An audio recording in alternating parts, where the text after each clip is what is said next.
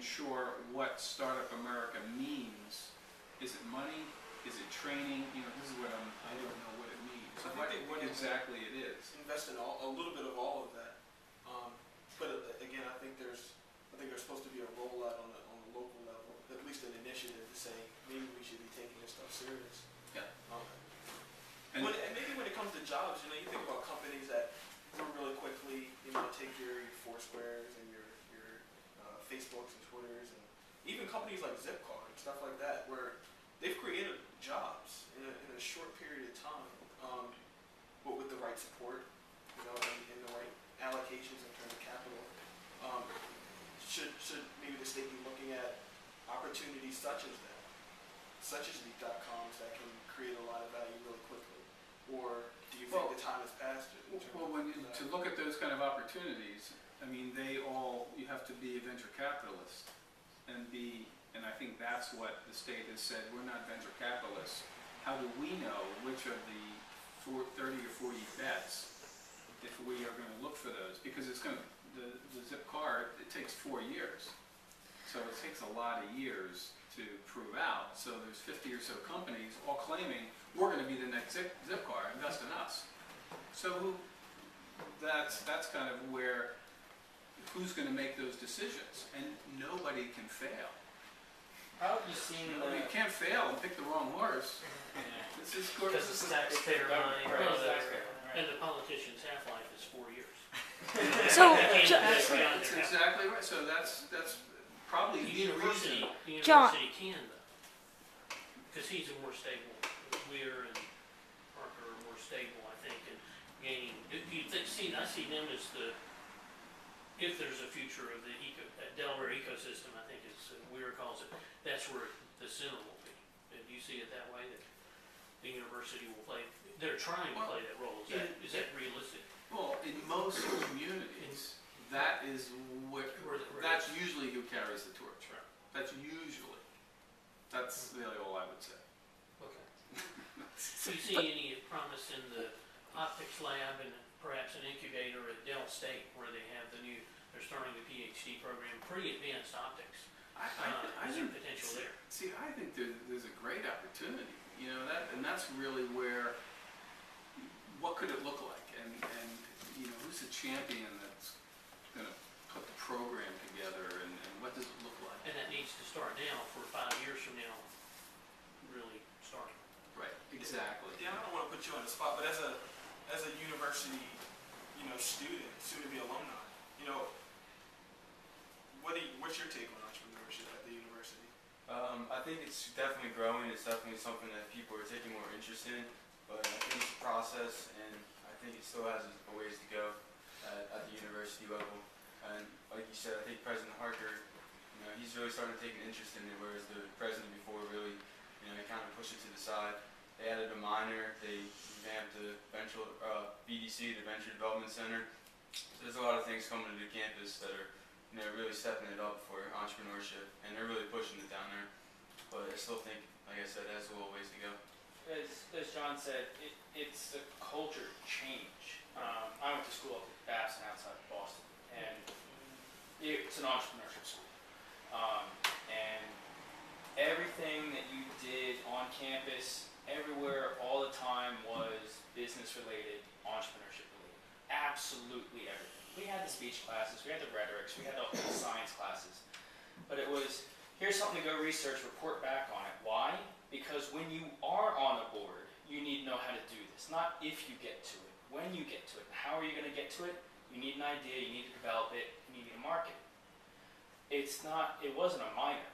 You know, it was our life.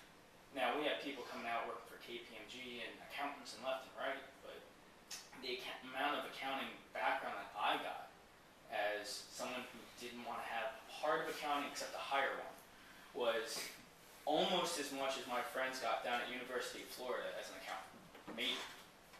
And it's just a complete culture, completely different change is what you see in a normal university. It's not an afterthought, it's your only thought. And it's a tough thing to do. We've had business plans where one of the perfect examples of this, he was a great professor. He always telling you all the time about being professional, and you had a business plan, essentially you're smashing along a thesis. So for every minute you're late, the day it's due, I'm ripping a random page out of your business plan. You don't waste my time, I don't waste your time. Guaranteed, every year someone would walk in 5 minutes late, randomly rip out 5 pages, and you grade it anyways. Hopefully it wasn't your financials. They didn't care. You're wasting my time. But that's the way the school was. You didn't have a choice. That's a perfect example. The school adjacent to Babson is Olin College, an engineering school. My son just graduated a couple of years ago, and they work together. Olin bills itself as we don't graduate the best engineers, we graduate the CEOs that will hire the best engineers. But it's already on a par with MIT and Caltech, and they have a 5-year engineering, BS engineering MBA program. And the typical student, my son's got 2 patents, the typical student comes out with 2 or 3 patents when they graduate, because it's all based on being an entrepreneur. And that's why it's co-located with Babson. Right. Here are the engineers, now go start a company. And that's the way we should do it throughout the country, because that model just works so well. And it's competition. MIT is right around the corner, and we hate their guts. We want to be better. Our Babson's founder was an MIT grad, and that's about where we sever our relationship. You know, we want to be better. We're the smaller, better MIT. Great competition. Oh yeah, For both but sides. that's the thing. Who's the competition of university? Who's going to step up and be the big bully to our local environment to force the small person to catch up?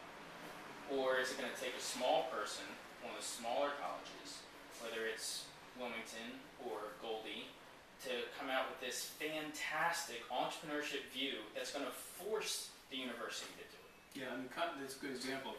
Competition is a good thing. Yeah. It really is when more restaurants come in, everybody goes downtown and hangs out because there's lots of options. And Right.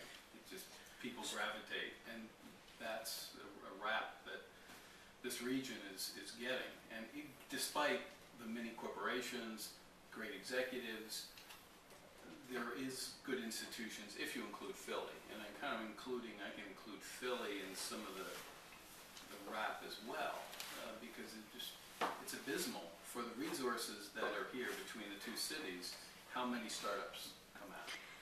John, I had a question. I mean, I kind of want to take it back a little bit to when it was about a conversation we had earlier before things had started, and you mentioned about their privatizing the economic development offices in the state of Ohio. Like, do you see that as being the future, as a way to get the economic development office more involved in what's going on, or is that going to take you in the other direction? What's your take on that? So I think that's it's very progressive.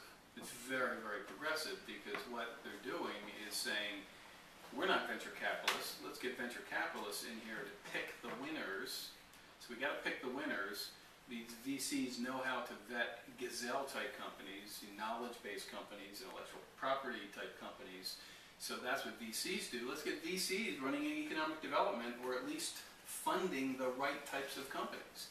And so this new governor for Ohio brought in his friend, working for $1 for 1 year. He's a Silicon Valley VC.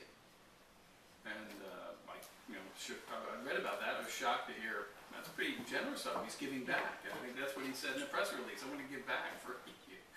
He made enough money, and he's going to do it for a year. And that's pretty advanced. That's pretty progressive, because let's face it, economic development is politics.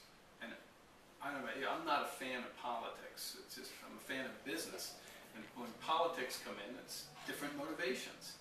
So this person in Ohio wants to get politics out of it.